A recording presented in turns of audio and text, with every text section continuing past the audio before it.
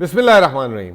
जैसा कि आजकल आपको पता है कि मैं कुछ जारहाना मूड में हूँ और मैंने तहकीक को जो है ज़्यादा बढ़ा दिया है और अलग अलग जावियों से जो है मैं चीज़ों को देख रहा हूँ।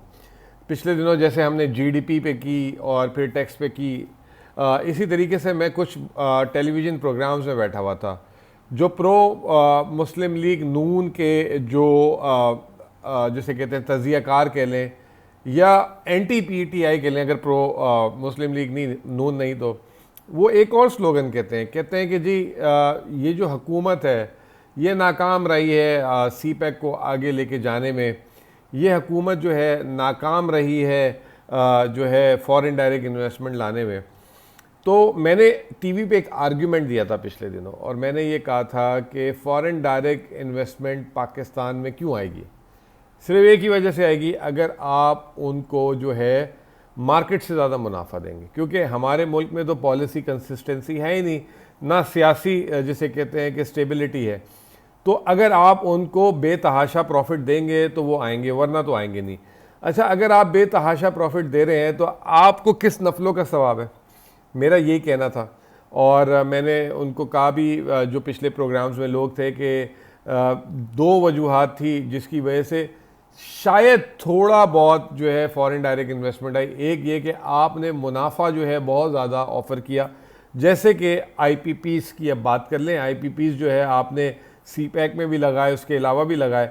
आपने जो है 27%, 17 से 27% डॉलर में प्रॉफिट ऑफर किया।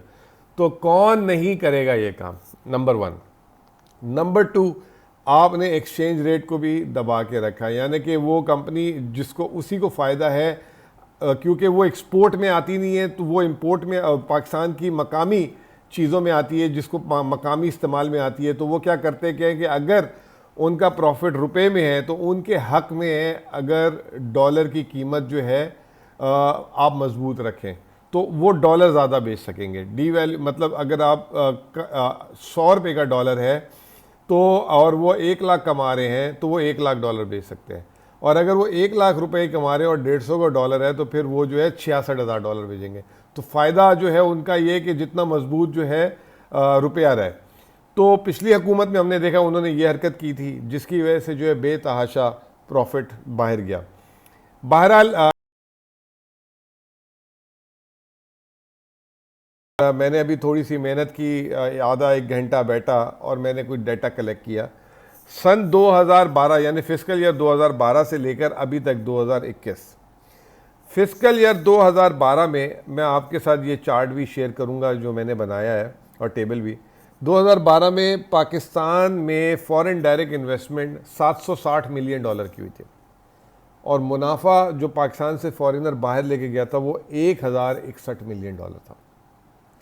फिर 2013 में जब मुस्लिम लीग की हुकूमत आई तो 1080 मिलियन डॉलर का मुनाफा बाहर लेके गया और 1576 मिलियन डॉलर जो है उसकी डायरेक्ट इन्वेस्टमेंट हुई, यानी कि जितनी फॉरेन डायरेक्ट इन्वेस्टमेंट हुई उसका 2/3 जो है वो प्रॉफिट में ले गया। इसी तरीके से चलते जाएं तो ये जो है 760 मिलियन डॉलर 2011 में मुनाफा जाता था और मुस्लिम लीग नून का जो आखिरी साल था उसमें जो प्रॉफिट बाहर गया मुल्क से वो 2.3 बिलियन डॉलर गया है, यानी कि 230 करोड़। और मुल्क में जो बराह रास्त सरमायाकारी आई है वो आई है 2.5 अरब डॉलर, यानी कि 230 करोड़ डॉलर बाहर गया और 250 करोड़ अंदर आया। तो ऐसी फॉरेन डायरेक्ट इन्वेस्टमेंट का क्या फ़ायदा। वो मैं कल टीवी में सुन रहा था, कोई एंकर हजरात थे कि उनके दौर में तो ये प्रोजेक्ट लगे, वो प्रोजेक्ट लगे। आपको उन प्रोजेक्ट की कॉस्ट पता है? अगर वो कोई डॉलर खुदा ना खासा पूरे लगाकर अगर पाकिस्तान में ले आया है तो वो उसके पीछे प्रॉफिट कितना लेके जा रहा है। तो बहरहाल अगर मैं एक बात ये कहूँ, एक 2014 था जिसमें पाकिस्तान के अंदर बराह रास्त सरमायाकारी 2300 मिलियन डॉलर आई थी और बाहर गई थी 1200 मिलियन डॉलर, यानी 1100 मिलियन डॉलर इजाफी आए थे। ये 1100 मिलियन डॉलर आपको पता है क्या थे? ये हमने अपने असासे बेचे थे, हबीब बैंक के शेयर्स बेचे थे, यूबीएल के शेयर बेचे थे, ये वो थे। ये फॉरेन डायरेक्ट इन्वेस्टमेंट नहीं थी, ये हमने अपने असासे बेचे थे। और फिर उसके अगले साल हमने जो है टेलीकॉम मोबाइल का 3G लाइसेंस किया था। इसी तरीके से ये हुकूमत, इनके दौर में शुक्र है कि प्रॉफिट रिपैट्रिएशन जो है वो थम गई है, क्योंकि एक तो इनके दौर में कोई फॉरेन डायरेक्ट इन्वेस्टमेंट ऐसी आई नहीं। उसकी वजह ये है कि इन्होंने उस तरीके के मुनाफे नहीं दे रहे जो पिछली हुकूमत ने दिए थे।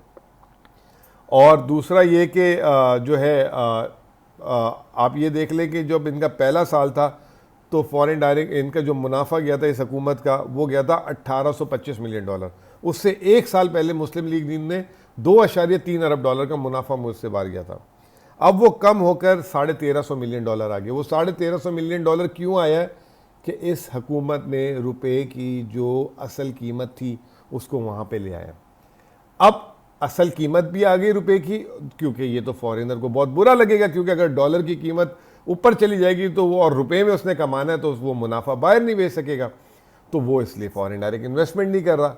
दूसरा ये कि आपको पता है कि वो कमीशन खोरी नहीं हो रही, वो रिटर्न्स नहीं ऑफर हो रहे 27% डॉलर बेस्ड, और वो भी आपको पता है कि वो पता नहीं जेन्युइन फॉरेनर था या काला गोरा था। स्टॉक मार्केट में हम काला गोरा कहते हैं, जो पाकिस्तानी ही बाहर से पैसा जो है भेजता है।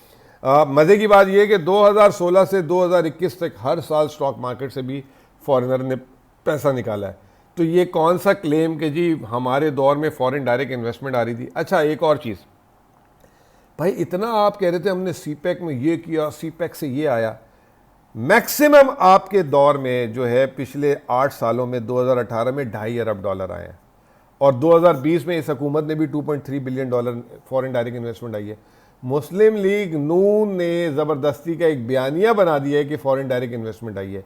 ये मेरे पास डाटा है, मैं आपको जो हूँ थोड़ा सा स्क्रीन पे दिखा भी देता हूँ, शायद ये देखें आप, इसको ये नज़र आ रहा होगा आपको। इसके अलावा मैं आपको एक ग्राफ भी दिखाता हूँ। ये ग्राफ है, अगर आपको नज़र आ रहा है, ठीक है जी, ये ग्राफ है। मैं इसको जो है अपलोड भी कर दूंगा किसी तरीके से फ़ोटोज़ लगाकर। तो ये जो है ओवरऑल जो है सूरत हाल है पाकिस्तान में। एक ये धोखाधही की बात हो रही है कि जी फॉरेन डायरेक्ट इन्वेस्टमेंट बहुत आई थी, जो आई उतना ही साल में हमारे मुल्क से प्रॉफिट जा रहा था। तो वो जो है मुज़र सेहत फॉरेन डायरेक्ट इन्वेस्टमेंट थी। हमें फॉरेन डायरेक्ट इन्वेस्टमेंट चाहिए जो डॉलर कमाए पाकिस्तान के लिए, ताकि डॉलर में आए, डॉलर कमाए, तो पाकिस्तान के ज़र मुबादला के ज़खायर पे बोझ ना पड़े, पाकिस्तान मुस्तहकम हो। पिछली हुकूमतों ने, बल्कि 20 सालों से जब से मैं देख रहा हूँ मईशत, हम फॉरेन डायरेक्ट इन्वेस्टमेंट उन चीज़ों में लाते हैं जिनका इस्तेमाल मकामी होता है, तो वो आती डॉलर में है, कमाती रुपये में, और लेके डॉलर जाती है। इससे आपका मुल्क गैर इस्तेहकाम होता है। बहुत बहुत शुक्रिया।